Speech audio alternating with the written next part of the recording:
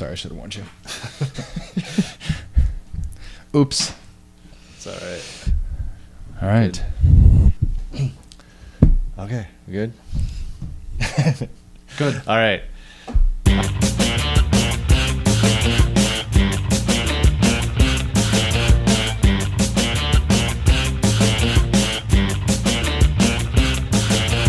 All right, welcome to Two Beers and a Podcast with Brad and Mike, two marketing guys with the love of great craft beer and the stories that go with them. I'm Brad Fruhoff, the word guy. And I'm Mike Rattay, the visual guy. And this show is all about the experience of beer, from the label to the glass, from the brew house to the bar. Each week we feature two beers that we feel have something to say, another we think worth saying something about. This week we're looking at Three Sheeps Brewing from Sheboygan, Wisconsin. Do that again with the other guys. What's that? Do that again with Hop Butcher from... Oh, I was going to say, I thought it was Hop Butcher. Sorry. Copy and paste error. It's okay. This week we're looking at... Hop Butcher from Chicago, Illinois. All right. And actually the full name is Hop Butcher for the World. Hop Butcher for the which World, is, pardon. Yeah. One of the longer breweries names you'll probably run across. And they have specific reasons for that, which hopefully we'll get to talk about. So we have their coffee stout, Imperial Stout, with the world's Columbian coffee Exposition, which I think should probably be our second. And that's a black rye IPA, is that right? Yeah, I don't know. How about either? Let's start with that. Because the coffee. Because IPA, right? It can be big fan of the IPA palate killer. So where I'm at in Evanston, these guys are South Side, I believe. Where I'm at in Evanston, we just started seeing cans, somewhat recently, a few of their brands, like at the Binny's near me in Lincolnwood, or Skokie, and. But I was down at the Beer Temple actually last week sometime and saw several other brands there that they were also carrying, which is exciting to see. Of them? Of Hop Butcher, yeah. So they're canning a number of theirs. Cheers. Let's check it out. Super big coffee smell. Yeah, who's this with? So chocolate, coffee, I can smell that right away. They're saying there's dark fruits. Hero Coffee Bar, they do this with. So they're in Darien, Illinois, south suburbs. 10%. Wow. So yeah, you definitely super chocolatey. You can smell that 10%. Yeah. You can. It's like biting a chocolate bar, like a dark chocolate bar. You can taste the booze definitely when you're. Not right up front, I didn't taste it as much. That might be just more roast or in chocolate. But then when you drink it, you really get the 10%. But it's not. But that is really delicious. That is like a nice. That's like a really nice chocolate coffee bar. Yeah. That just really smooth, really full sort of mouthfeel. Really like silky kind of. Even though there's that roasted quality. Yeah, and it just looks like, it looks nice and thick. You can't even see through the glass. it's just a you can't even you can't even begin to see into it. It's just opaque. Yeah, it just stops. You get like a millimeter of light or vision into there, and then it's just pitch black. It's like there's a none more black. A substance they created at MIT or something like that. We'll say. Have you seen this one? That makes it so black you lose depth perception. Like you can put on any object and it looks like it's a two-dimensional object suddenly. That's this, yeah. It's like, all right. You're right. So these guys have been around since 2013. And actually, this is sort of, as in terms of like their story, this is something I think is worth thinking about. They started in 2013 as South Loop Brewing Company. They were founded by Jude LaRose and Jeremiah Zimmer. However, they renamed themselves in 2016 as Hop Butcher for the World because Argus Brewery had a South Loop lager, and there was concern about brand confusion there, even though we're talking the name of a lager versus the brewer of mostly ales. Right. Nonetheless, kind of get it. Like, the South Loop connection. It makes some sense. Sounded like from when I was reading, it wasn't like anything really contentious so much as Argus was like, guys, and like, we don't want there to be confusion with this. We've had this brand, and Zimmer and LaRose just decided they weren't so connected to the name that married to the name that it was worth fighting or causing strife with Argus. So they changed it, and I think this was on Guys Drinking Beer. I was reading this, and actually says they quietly changed their name in 2016, which I thought was an odd choice, frankly. I mean, if you go to the grocery store and see Cheerios changes the picture on the front of their box, they'll like have a big flashy thing on the front that says "New box, same great taste," right? They make a big deal about like, look, this is the same product, even though if you look, you don't have to look that closely, you can see it's the same product. Right. But they just really want to reassure the consumer it's the same thing. So that seemed to me like a missed opportunity if it was really that quiet. I remember hearing about them. I don't remember in what context I first heard about these guys. I think I probably heard one of them on a podcast. That's probably what it was. And but yeah, like, this hopefully they're doing fine. It's a little, as a marketing guy, it's a little like, oh, missed opportunity. Like, you could have like done something big about, hey, here's our new look and our new name. And the name is interesting. Just on that, while you're pulling that up, I agree, because it's kind of maybe last episode or a couple episodes ago. I mean, anytime you can really make an event out of your brand, whether it's a new beer that you guys, 10%, so it's probably aged. You used a lot of extra malts to get that sugar. Whew. See my heart stop in the video. Slow motion there.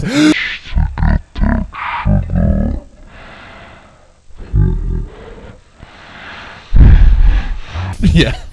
And no more audio. But anytime you can really make an event out of my heart's still beating. Anytime you can make an event out of like a new label or anything that's a big experience. I mean, 10%, that's, Dark Lord is 4% higher than that, and they have a huge day out of it. And these guys are just throwing it in a can, and I'm assuming you can get it. Well, I guess I don't know, but you might be able to get it all the time. And so, I mean, turn it into a little more of an event, have a rebrand party, get like 4 of your favorite bands to play. Yeah. Well, you don't even need to do it as a yearly thing. I mean, just the fact that you would be doing it for that one time, you're just drawing attention. And then, of course, if a ton of people show up, everyone has a great time, you're like, okay, clearly this is an annual party that we need to be having, which is just going to bring more awareness to your brand. It's going to you're going to literally build your community of the people that you want to be surrounded with, i.e. bands or, whoever you have doing taco trucks or whatever. And so, yeah, you're right. It's kind of a missed opportunity, unfortunately. To rebrand should really be like a party. Yeah, like a big, and actually that's, Sketchbook Brewing here at Evanston did a rebranding. They didn't change their name or anything, but they did change their look pretty dramatically. And they launched it in conjunction with their 3rd birthday party or anniversary party. So everybody came in, got a little sampler goblet with the new logo on it. It went out in the newsletter, and I was I was actually helping them with a different project when I learned about the rebranding coming. I helped them kind of think through a couple things, some things they were already planning to do. And then, it was interesting to kind of hear a little bit about how they were thinking about it and help them think through like what else could they do or how could they approach it. Because the big thing with the rebrand is you do have to worry about losing some customers who know who you are, and some people who might be attached to that South Loop Brewing brand. Right. How do you take them with? So that's making a big deal about the name change is a way to take them with. being transparent, letting them know what you're doing. This, by the way, is they're calling it a winter seasonal. Okay, so it is winterish. No, they actually, on the way they handle their website. So I was just kind of doing my little digital presence checklist, which is not formalized yet, but one day it's going to sound really cool.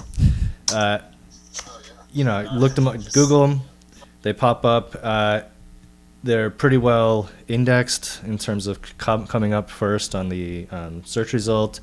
Their Google My Business information is lacking. Oh yeah. There's phone number, business hours. There's an opportunity just to fill out. That's just some very basic stuff that somebody should get onto. May as well reach out to them. The indexing is fine in terms of it gives you several choices of pages you can go to in the site, even when the results come up. You go to their homepage and you get their beer list. There's also something where I'm kind of thinking there's lots of cool artwork. There's the advantage that you have of that, because you start to see the art right away, and you just want to scroll and kind of check it out. So that one works. Again, it's one of those things where a more proper homepage I would expect to have some kind of tagline, some kind of pictures of the brewery or the tap room.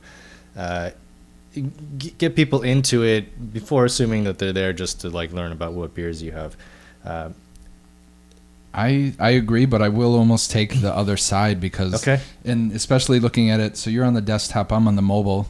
First thing you do is they have it all nicely mobilized. Yeah. So at least as you scroll down, you're really getting lost. And as we know, everyone is judging every book by its cover. They're doing a good job of being really consistent with their artwork. Yeah. And they use it's a lot of beers. One particular artist for a lot of it. There's a couple other artists. And in fact, one thing I kind of like is interesting about the way they handle the beers. You click on any one of them, you get a beer profile page. Gives you some information, including the hops that are in there, availability, the last canning date. Wow. Because they do one-offs and whatnot. I think, maybe for the seasonals, that's probably what they're. I don't know if they're doing that for their year rounds. So let's keep scrolling through and look for some. Tells you how you can find them. Tells you who did the label artwork, which I think is cool. That's great. And it gives you a couple flavor notes. So Dan Grzeka is one of their go-to guys. Okay. Who's done a lot of their work. And that's part of how they get this really cool, consistent, but also very diverse set of labels. Because the line styles and the use of color is kind of consistent, but it's all very distinctive. And then you get there's a different artist for these two, I think. Excuse me. So those have a different look to them as well. So yeah, I mean it's a good. I don't know. So I guess that's where we kind of agree to almost disagree that they're both kind of value in the artwork, but then there could also be a little bit of a story right, even just at the top, because I mean just a paragraph, you could easily put that right under the menu. That's your pitch. We're three home brewers that we're best friends since high school, and then we found our love of beer, and that's how we got started. I mean, just especially craft. I mean, selling the craft. It looks just going as this is, I guess, a tangent. Going on their Connect page, it looks like they're either contract brewing or they're brewing somewhere that's not their real place, because they're saying our address for now. So it looks like they're temporarily doing something they want to move, but it's still being at the front. You're showing, you're just telling your story. And as craft people, especially in Darien, because it's not Chicago, it's a suburb, and so you're interested because who are these suburban guys that are starting this brewery? And so you do want to know a little more about them. So a paragraph wouldn't be too bad, just to give a little heads up right before the logos, and that'd be a good idea. Kind of curious where the South Loop connection comes in, but maybe 55. Maybe that's where they used to take 55 maybe into the city or something. Maybe. It's a big loop otherwise. Yeah. But yeah, so I think it's if the first thing people are going to see is your beer list, it's a good way to do the beer list. Yeah. Because it's so very visual, and then it gives you the little profile. So it does help draw you into the beer. I think there's just some opportunity to say a little bit about who you are. Just develop your story more. Yeah, and just the tagline kind of approach. The About page does get into the kind of detail that I find interesting as a craft beer geek, I guess. Yeah, maybe I should just own that. I was listening to we're 5 episodes in. We gotta own it. Yeah, I was listening to a Beervana podcast, and apparently Jeff Allworth, who has written several books on craft brewing, tries not to consider himself a beer geek, and he's got all the different glasses for the different beers, and yeah, his co-host Patrick Emerson was like, dude. It's like you can't get out of it at this point. I will Patrick you, because you just know both of their names, so that's I think that's legit too, and right. It also shows that Brad's even more into research than I am, and as much I was a home brewer for a while, and I definitely experimented in a lot of beers and just drinking before my wife, even still now, before we had our son. All of our vacations conveniently started near a brewery that I wanted to go to, and conveniently 3 or 4 within that same 3-4 day period. So all of our vacations were centered around breweries for a long time. So that's I'm into it too. Right. But so this is interesting for me.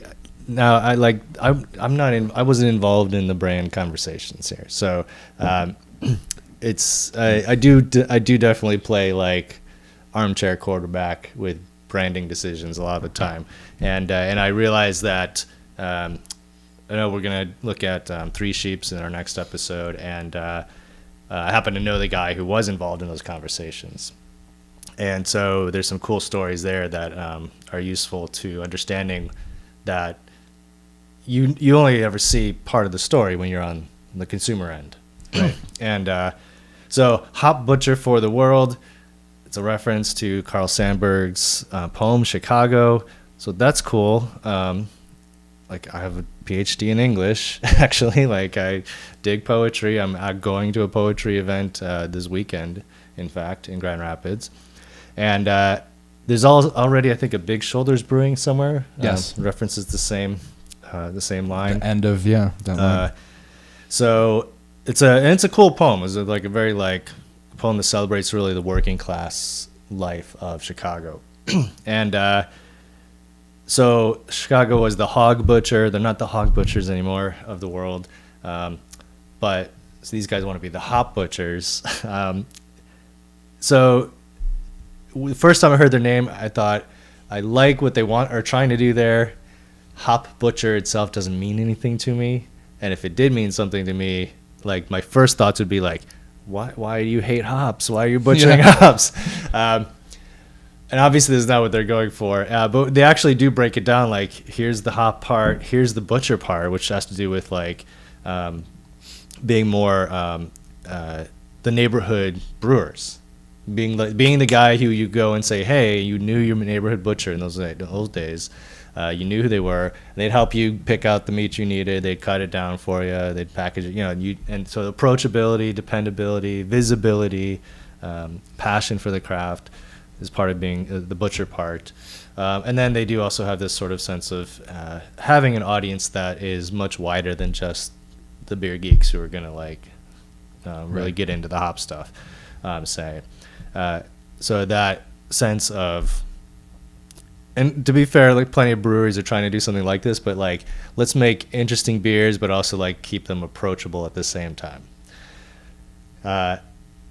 So I respect that willingness to kind of break things down, kind of simplify, so here's where our name comes from, but actually it's not just a cool or clever phrase, or literary pun or something. We actually did think about ways in which this does help describe who we want to be. So I like that.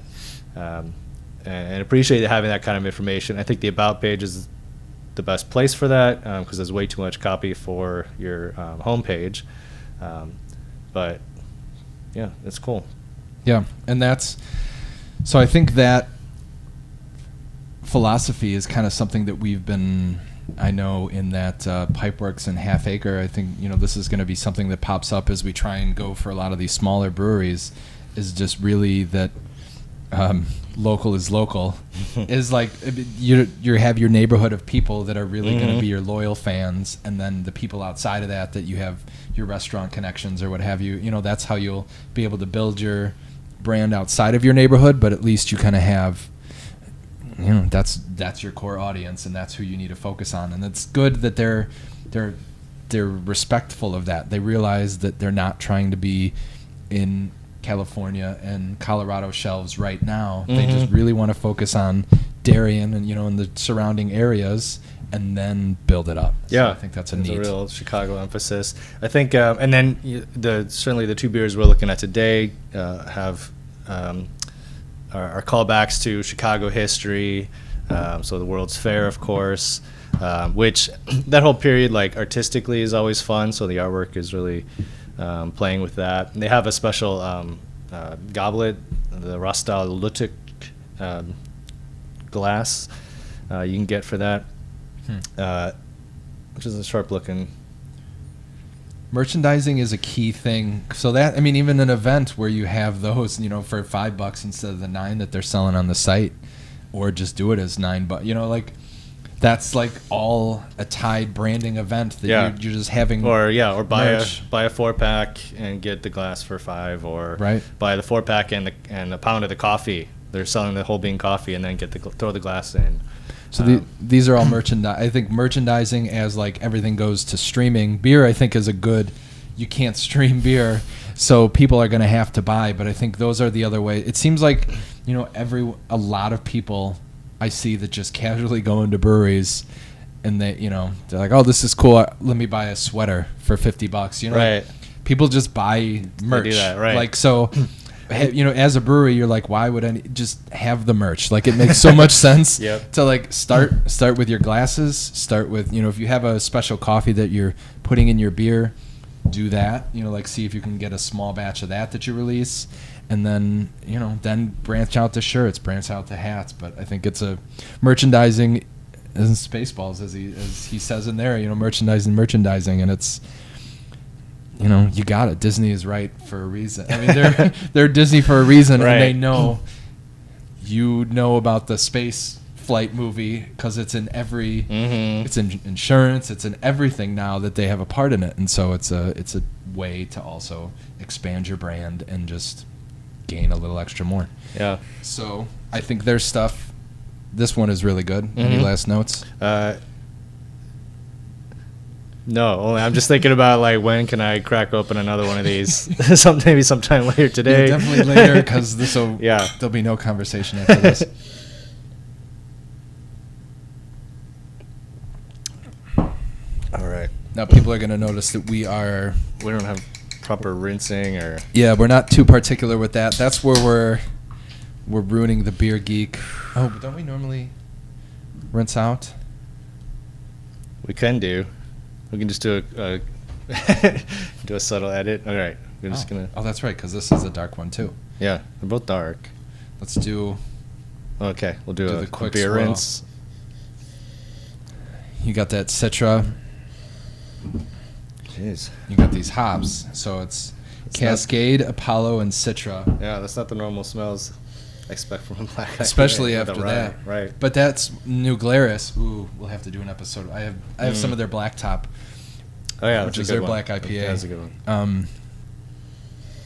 Yeah, all right. Because that is Citra. That is wonderful. Ooh. Interesting. It's a lot lighter than it looks too. It definitely tastes like an orange or lemon juice with the coffee color, and so it is. What else? Lagunitas, their nighttime is another. Have you had that one? I can't remember, honestly. Possibly. We had that at our wedding. I had 5 15-gallon kegs at our wedding, and so much of it went to waste. Really? It was such a sad. Oh, because man. we got it on because we had to get it through a distributor, of course. Like, so the reason we got the venue is because I could order craft beers. That was like the reason why, because I just wanted good beer. Yeah. So right at the ceremony, we had the Dogfish Apra Hop. Right after we, walked down the aisle, we walked straight to the bar, and we had 2 Apra Hops. And then once we went inside, we had the Nighttime, Lagunitas Black IPA. What was the other one? We had a Revolution, the Fist City. Maybe we only had 3 15 gallons, but they wouldn't let me take the kegs since it was dropped off by the distributor. Right. So we had growlers. So what we did, because there was the hour where you couldn't drink, so we filled growlers with beer, because you could have the growlers on the table, you just can't have the bar open. Okay. So that was like our workaround to get people drinking while we were eating. Yeah. So we used a lot of those growlers. The next day we went back, filled up as many as we could, but then we went to Europe for 2 weeks. So it was like we got back and the beer was just like ruined anyways. Right. And even what we got in was like a small portion to the other wasted beer. I think it was three 15-gallon things now that I think about it. But So it was... So now you know for next time. You throw in a beer event, not the next time you get married. Yeah, no, next time I get married. And this is how it. many kegs for a large party?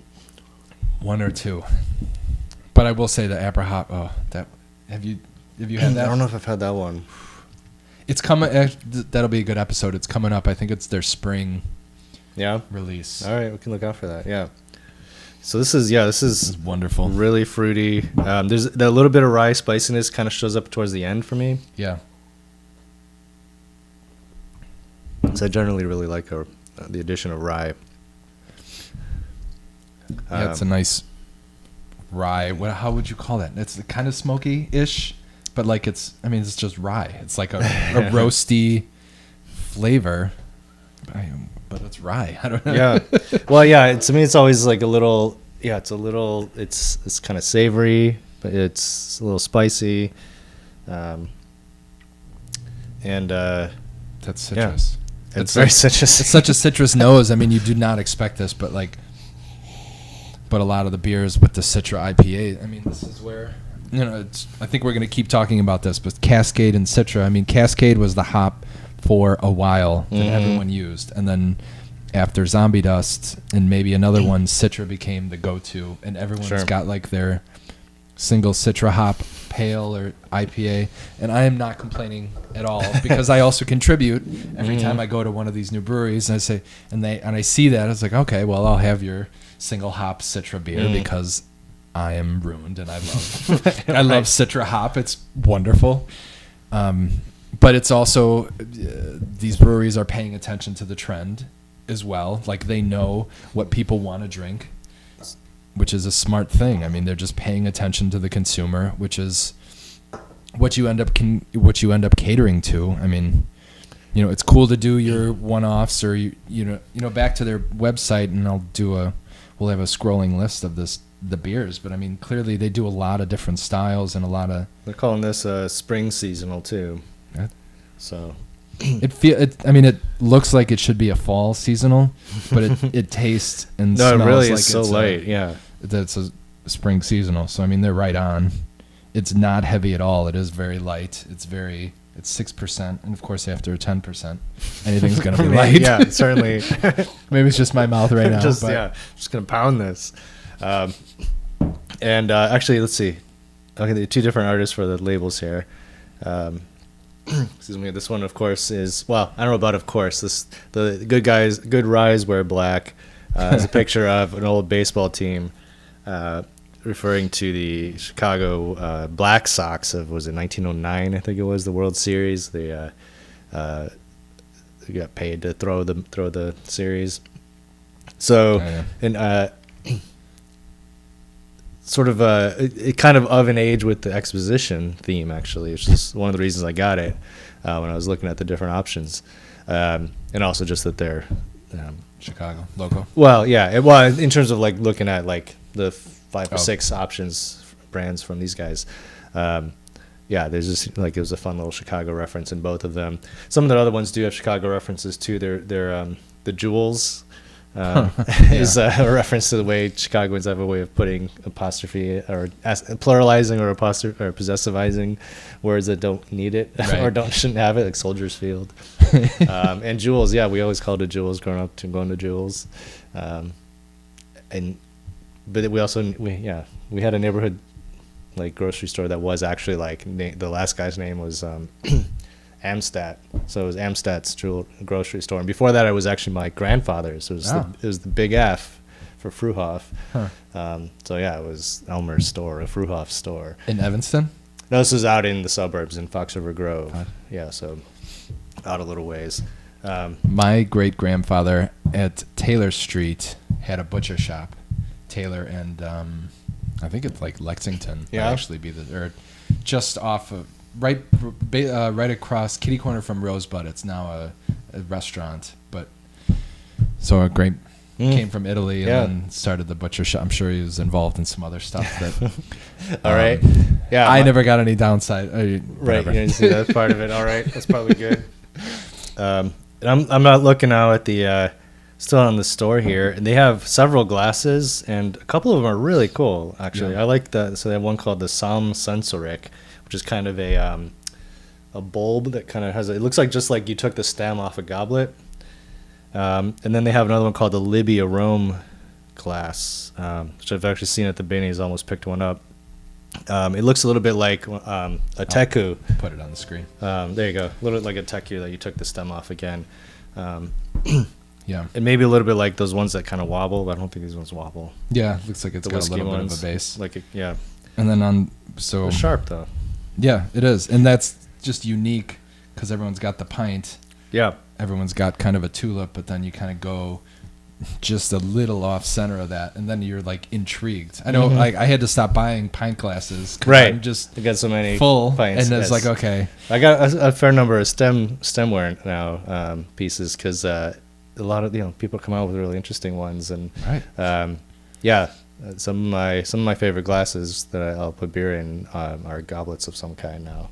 I do like the goblet too. Yeah. It's my favorite. Now, what's interesting to me, like, and maybe this works with the Carl Sandburg being like a poet. He's like a working class poet, but he's a poet still. He's literate. They're using like local artists. They got these this literary reference in their name. They have these like really unusual glasses that the average drinker is not going to be familiar with or expect. So to me, that's, it's like you're not going to be able to have it both ways. You're working class and like really sort of unique and eccentric. I don't know if you need it both ways. I don't know if that's even what they're going for. Maybe, it's not necessarily what they're going for.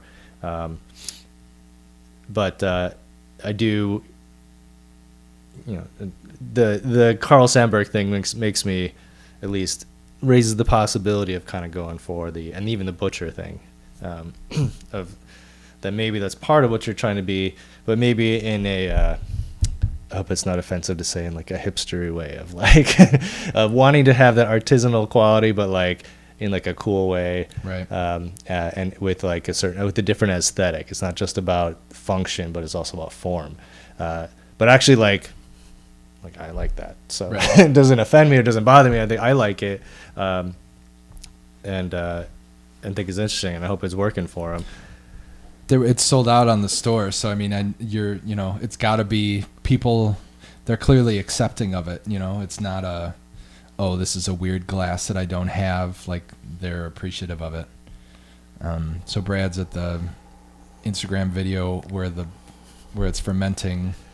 You could probably do one of those it's slow motion fermenting. Yeah, slow motion fermentation. You could probably do, as a brewery, you could probably do that every time, like every week you're doing a new beer. Yep. And I don't think it'll get old. I mean, I'm sure it will. I mean, that's beautiful. It's like literally lava style. Do you want to say anything before I start talking? No, go for it. But so on their Instagram, I think they're doing a good job, but what they're kind of missing is really the story of them. It looks like they're taught. I mean, maybe it's because my feed isn't refreshing past a certain point, but there are some pictures of them. I do think there's a lot of canned stuff, but I think being so small, they're 5,300 followers, and at that point, you really want to keep building up your story, I think, and you just want to focus on being the local guys. I mean, because that's respectable for being around for 2 years, kind of thing. Like, and they're local. They're so just focus even more on you guys. They could get involved. It looks like they are having Miskatonic Brewing collab, so they're getting smart. Like you just start having collabs with people to get your name out there, to associate yourself with other established brands. I think that's a smart way to go. Sure. But now that no one really knows you, and it makes a lot of sense to have more videos of the dudes talking. Like actually get the new brewers. I see they just welcomed Justin Miller back on March 19th. So, have him talk, give him a little pitch to say something about either what he's done or just why he's excited to join them. I think that's a really cool way to get people into his story and into the brewery's story. But they're regular. Their pictures are nice. They're doing once or twice a day, which is the way to do it. Oh, actually, but they do skip a couple days. I think, and just going into the craft aspect of it. I mean, being a craft brewer, you don't need to just show your finished product. I think if you show what goes into it, like literally, here's our malts, like a guy with gloves picking them up, dropping them in slow motion. Yeah, especially if you're like doing your black rye IPA, like especially show the rye. Yeah, show the rye. Show if there's some other roasted malts in there, giving it that color. That's cool to see if you, especially, and you can like them. That's a good opportunity for some education too, consumer education. Like, here's our other IPA. I'm afraid I don't know off the top of my head which one is an IPA. Oh, the Jules is a double IPA, I think. Here's like what the malt looks like for that, or some of the malt, and here's what those malts look like for good Ryes. It's fun stuff where you can see it, or show two black malts and say like one of these is for our stout, one of them is for an IPA. Yeah. All that stuff is really interesting. And then I know also like the actual amount of like roasted malt that goes into like a stout is not as much as you think. Right. Because smoke really carries. It goes a long ways. Yeah. So even that I think is interesting to learn about as you might assume. I assumed before I learned it that like a Guinness or any given stout that I was familiar with was just like mostly just really toasted malts, and then you find out it's like 5 or 10% or something. It's like hardly anything in there. Those are some just opportunities, especially when you're doing like interesting stuff like this, like show them pouring the coffee in. They do have one some stuff with people making coffee, but when does the coffee go into the brew? I don't know if it was Stone, but I know there's some breweries where I've seen it where they have in the glasses, they usually have a glass filled with the different malts.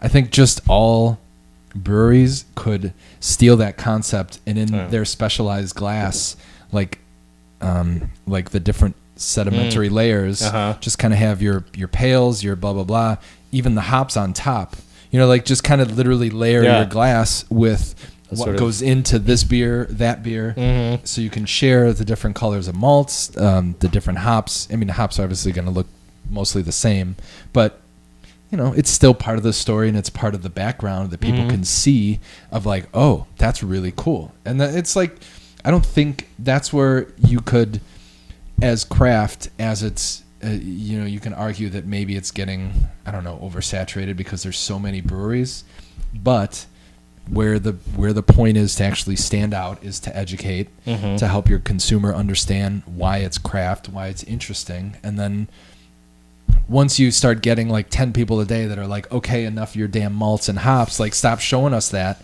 Like, I don't think people are sick of it. I mean, because they're just, it's mostly finished product stuff. And I think if you do some in process, yeah, that's where the story sells. than Well, what is that, the sizzle versus the steak kind of thing. Right. Yeah. It's where you can start to stand out, I think, or maybe a better way to put it. I mean, there's two things I think breweries don't often think about. One is, they say like, oh, you're not supposed to talk about story and all. So often they assume story just means like get our visuals out there in the world. And if the visuals are good, then that will do a lot of work for you.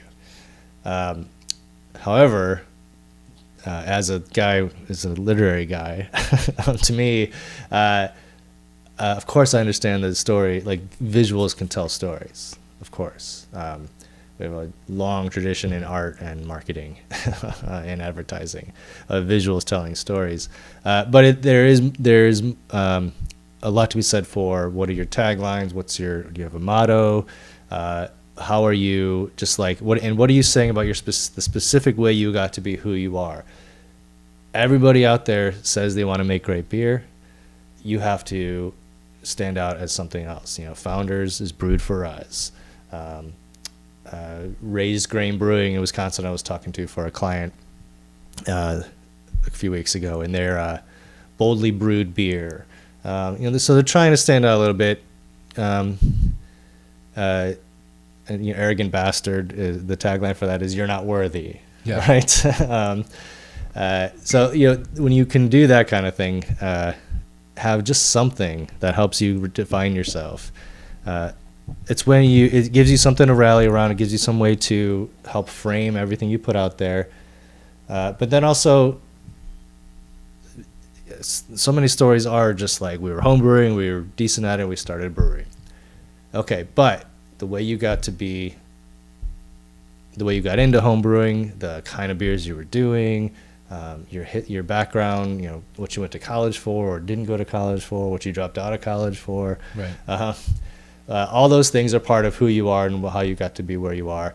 And because your core audience is that sort of 15, 25, 50 mile radius, they will, because they have that sense of, oh, these guys are in my backyard or next door, they'll be more interested in your story of, growing up this way and that way, and maybe probably locally, and dropping out of college and then doing this and that thing, even though it might sound in your mind similar to half a dozen or more fellow brewers that Right.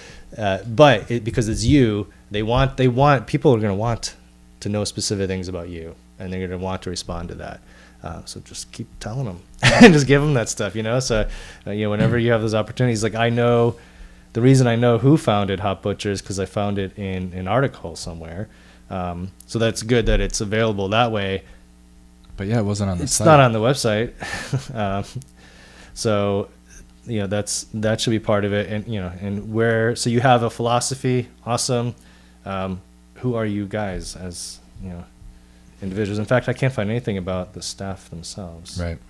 And that's the other thing. Once people are really interested in your brand, like they want to go as deep as they can. You just kind of like, if you go on a kick, like now that, I just want to keep drinking more of these beers and learn as much as I can about them. And so that's what you're doing.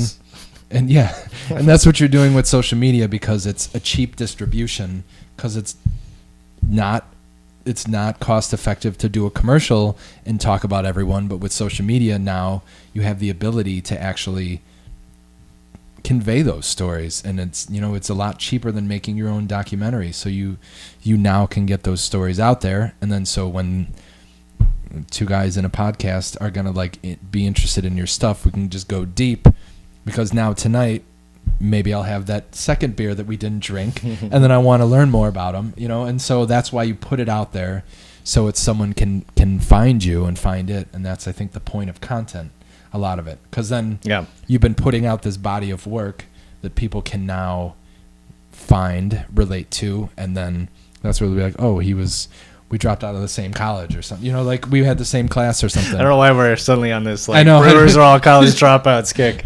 Yeah, we should edit all that. But because I have whatever.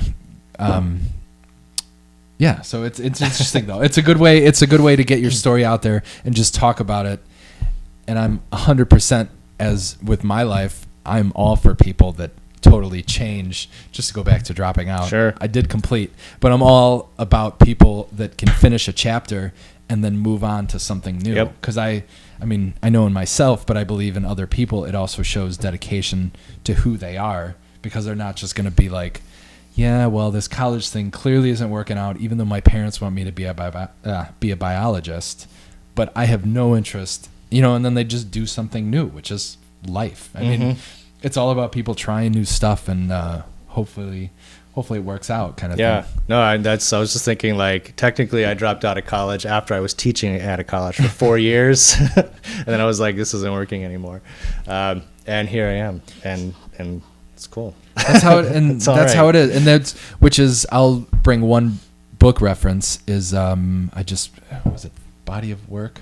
I think it was Body of Work. That was basically this woman. It was just she's just talking about how now, as we're all turning more into giggers with our economy, there's still, like, it's still your story. Like, Yeah.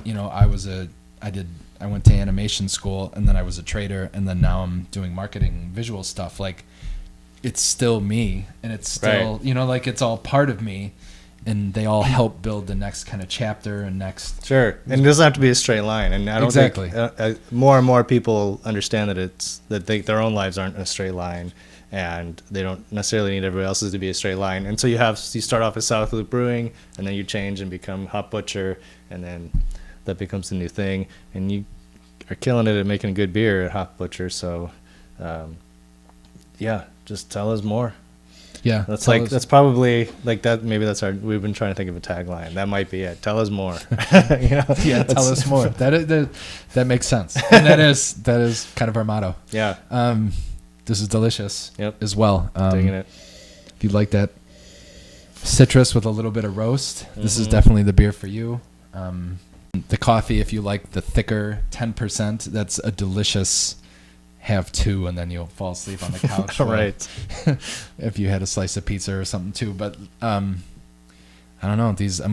I'd never had anything. I'm glad you brought them. This is wonderful. Yeah, it was a good excuse to check these guys out finally. Awesome. Agreed. 2 cheers.